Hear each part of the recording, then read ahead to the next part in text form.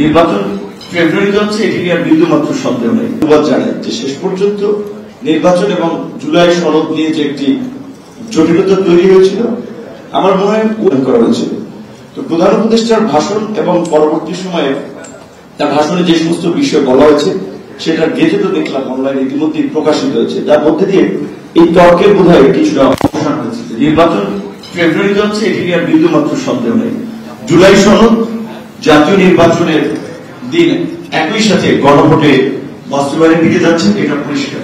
এবং আমরা যে শাসনতান্ত্রিক ব্যবস্থার পরিবর্তনের জন্য এই জুলাই গণঅভ্যুত্থানের পূর্ব থেকে আমরা বলে আসছিলাম যে একটা ভারসাম্যপূর্ণ সংসদ এবং সেখানে দ্বিকক্ষ বিশিষ্ট সংসদ এবং উচ্চ কক্ষ, সেটা সংখ্যানুপাতিক পদ্ধতিতে প্রতিনিধিত্ব নিশ্চিত করা, সেটি এই ঘোষণাপত্রে রয়েছে।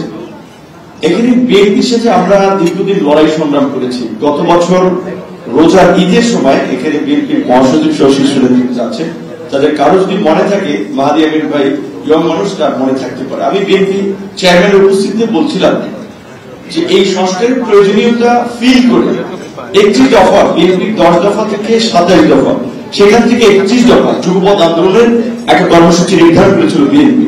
জুলাইয়ের পরে এই সংস্কারের মাত্রাটা এবং চাহিদাটা আরো ব্যাপক আকার ধারণ করেছে।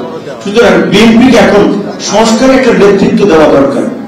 এটা পরিষ্কার যে আওয়ামী লীগ এবং বিএনপির সময় যেমন এমপি আওয়ামী লীগ থেকে অনেক মানুষ বিএনপি না করলেও বিএনপিকে সমর্থন করত, এই মুহূর্তে কিংবা গণঅভ্যুত্থান পরবর্তী সময়ে একটা সুসংগঠিত রাজনৈতিক দল হিসেবে, রাষ্ট্র পরিচালনার সক্ষম দল হিসেবে বিএনপির বাইরে আমাদের সামনে বিকল্প কিছু না থাকায় আমরা কিন্তু সবাই বিএনপিকে সেইভাবে সমর্থন করছি। কিন্তু বিএনপি অনেকখানি দুর্বলতার পরিচয় দিয়েছে, অনেকখানি ব্যর্থতার পরিচয় দিয়েছে সংস্কারের প্রশ্নে নেতৃত্ব দিতে। আমি একটা কথা বলছি, আমি তরুণ, আমি ছাত্র থেকে আন্দোলন করেছিলাম কেন? বিসিএস কে ফেয়ার করার জন্য। ওই বিসিএস এর ফেয়ার আন্দোলনই কিন্তু শেষ পর্যন্ত এই সরকার পতনের আন্দোলনে পরিণত হয়েছে। সেই পিএসসি কে একটা ইন্ডিপেন্ডেন্ট প্রতিষ্ঠান হিসেবে গড়ে তোলা হবে। এইখানেও বিএনপি নোট অফ ডিসেন্ট, আমি বুঝি না। দুটোকে আমরা বলছি যে পলিটিক্যাল ওয়েপন হিসেবে ব্যবহার করছে প্রতিপক্ষকে দমন করার জন্য। দুটোকে এখন সংবিধিবদ্ধ প্রতিষ্ঠান আছে, এটাকে একটা সাংবিধানিক প্রতিষ্ঠানে পরিণত করা প্রয়োজন। এইখানে বিএনপি নোট অফ ডিসেন্ট কেন দেবে? বিএনপির অনেক মিত্র এই কথাগুলো বলছে না, কারণ বিএনপির সমর্থনে তারা এমপি হতে চায়, যদি তাদের সমর্থন চলে যায়। কিন্তু আমরা কিছু তিক্ত সত্যগুলো বলছি।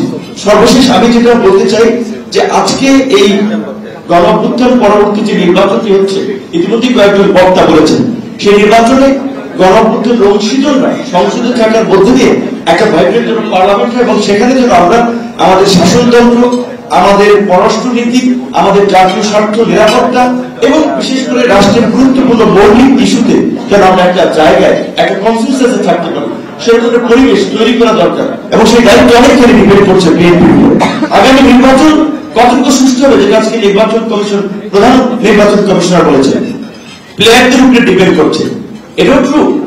এখানে বিএনপি সহ বড় রাজনৈতিক দলগুলোকেই কিন্তু সরকার আইন শৃঙ্খলা বাহিনীর চেয়ে বেশি কার্যকর ভূমিকা পালন করতে হবে, কিন্তু রাজনৈতিক দলগুলোর সেই দায়িত্বশীল আচরণ, তাদের নেতা কর্মীদের প্রতি সেই ইনস্ট্রাকশন আমরা কিন্তু লক্ষ্য করছি না। সুতরাং নির্বাচন ভণ্ডুল হলে, নির্বাচন বিতর্কিত হলে পরবর্তীতে যদি দেশ আবার একটা সংকটে পড়ে, সেই দায়িত্ব রাজনৈতিক দলকে নিতে হবে। যেহেতু সময় সংক্ষিপ্ত, স্যারের মতো অনেক কথা বলার ছিল, আর বলার ধন্যবাদ।